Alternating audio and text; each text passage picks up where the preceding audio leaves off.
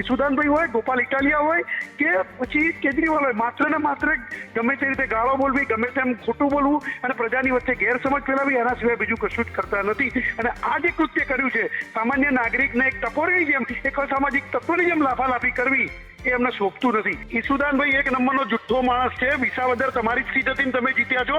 તમારો જો વ્યાપ વધ્યો હોત તો કડીની અંદર તમારા ઉમેદવારને 3000 મત કેમ મળ્યા? સવાલ પૂછે, એમાં દિલ્હીની વાતો કરવાની, એની વાતો કરવાની, આ બધી વાત કર્યા કે સીધે એમને જવાબ આવડતો હોય તો આપવો જોઈએ, ના આવડતો કે આટલું મને કેજરીવાલે નથી શીખવાડ્યું એટલું કહી દેવું જોઈએ. કારણ કે મૂળ તો એન્કર હતા, એટલે જેટલી સ્ક્રિપ્ટ મળે એટલું બોલે. ઈસુદાન ગઢવીની જનસભામાં ગઈકાલે મોરબીમાં યોજાઈ હતી. તેમાં એક વ્યક્તિ સવાલ પૂછતા તેને ત્યાં હાજર એક વ્યક્તિ લાફો મારી દે છે. આ મામલે ભાજપના પ્રવક્તા યજ્ઞેશ દવે આપની સાથે જોડાયા છે. યજ્ઞેશભાઈ, આ સમગ્ર મામલે આપ શું કહેશો?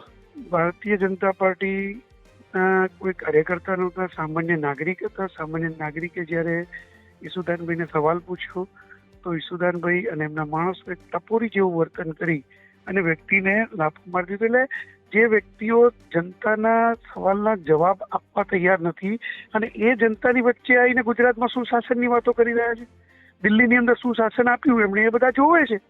એટલે તો દિલ્હીની પ્રજાએ લાત મારીને તગડી મૂક્યા છે લોકોને.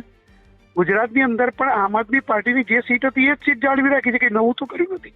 ઈસુદાનભાઈ પોતે કેટલી મતોથી હાર્યા હતા ઈસુદાનભાઈને ખબર છે. એટલે ગુજરાતમાં જે 2027ની જે ચૂંટણી થઈ એ ચૂંટણી અને 2022ની જે ચૂંટણી થઈ એ ચૂંટણીની અંદર જે પરિણામ આવ્યું, પરિણામમાં જે સીટ આમ આદમી પાર્ટીને મળી હતી એ સીટ પેટા ચૂંટણીમાં એમણે જાળવી રાખી છે. સામે ભારતીય જનતા પાર્ટીના ઉમેદવારને પણ 60,000 જેટલા મત મળ્યા છે. જો એમની એટલી લોકપ્રિયતા હોત તો કડીમાં પણ એમને મત મળ્યા હોત. કડીમાં કેમ એમનો ઉમેદવાર માત્ર 3000માં સમેટાઈ ગયો? એ ઈસુદાનભાઈને જવાબ નથી આપવા.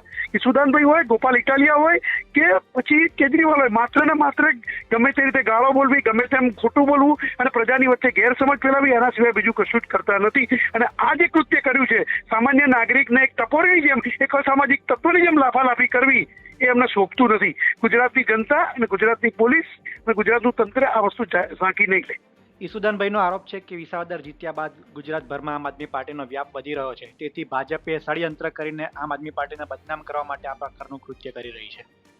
ઈસુદાનભાઈ એક નંબરનો જુઠ્ઠો માણસ છે. વિસાવદર તમારી જ સીટ હતી, તમે જીત્યા છો.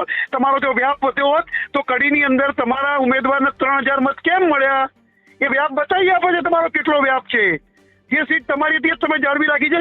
ઈસુદાનભાઈને કે તમે એક એન્કર હતા, તમે રાજકારણી નથી, પેલા ગણતરી તો કરો કે કેટલી સીટો હતી કેટલી સીટો આપણી થઈ અને કયો વ્યાપ વધ્યો તો બતાવો ઈસુદાનભાઈ. જુઠ્ઠું બોલવાનું, ગમે એમ બોલવાનું. ઈસુદાનભાઈ કે તમે કેટલા મતે જીતા હાર્યા હતા એની તમે તપાસ કરો પહેલા. અને તમારા ઉમેદવારો 136 જણાએ ડિપોઝિટ ગુમાવી હતી 2022માં. એ ઈસુદાનભાઈ કે ભૂલતા નહીં તમે. આમાં વ્યાપ વધ્યો ના કહેવાય, તમારી ઉપરથી નામોશી થઈ છે. તમારો વ્યાપ વધ્યો હોત ને તો કડીમાં તમારો ઉમેદવાર 3000 મત ના લાવ્યો હોત. ઈસુદાનભાઈનો એવો પણ આરોપ છે કે એ વ્યક્તિ જે છે એ દિલ્હીની વાતો કરતો હતો, દિલ્હીને લઈને સવાલો પૂછતો હતો. તે જ બતાવે છે કે તેમણે મુખ્યમંત્રીએ મોકલેલો માણસ છે, તેવો એમનો આરોપ છે. ભાઈ, દિલ્હીની અંદર આમ આદમી પાર્ટીની સરકાર હતી તો દિલ્હીની જ વાતો કરે ને. તમારી સરકાર બીજે જ્યાં હોય ત્યાંની વાતો કરે. એ નાગરિક છે. સવાલ નહોતા કે અહીંયા પેપર ફૂટે છે, ઘણી બધી સમસ્યાઓ છે, તેવા પ્રશ્નો નથી પૂછતા ને દિલ્હીની વાત કરે છે. એવું કહીને તેઓ આરોપ લગાવી રહ્યા છે કે તમે જે ઈસુદાનભાઈને મારે એટલું જ કહેવું છે કે ભારતીય જનતા પાર્ટી મોકલેલો માણસ હોય તો સાબિત કરી બતાવે. બીજું કે ગુજરાતનો નાગરિક એમના સવાલ પૂછે, એમાં દિલ્હીની વાતો કરવાની, એની વાતો કરવાની, આ બધી વાત કર્યા કે સીધે એમને જવાબ આવડતો હોય તો આપવો જોઈએ, ના આવડતો કે આટલું મને કેજરીવાલે નથી શીખવાડ્યું એટલું કહી દેવું જોઈએ. કારણ કે મૂળ તો એન્કર હતા, એટલે જેટલી સ્ક્રિપ્ટ મળે એટલું બોલે. એટલે કેજરીવાલે જેટલી સ્ક્રિપ્ટ આપી હશે એટલું બોલશે. સ્ક્રિપ્ટમાં આટલું બિચારો બોલી ના શકે, એની મજબૂરી છે ઈસુદાનભાઈની. બિલકુલ યજ્ઞેશભાઈ, આપ અમારી સાથે જોડાયા તે બદલ આપનો આભાર.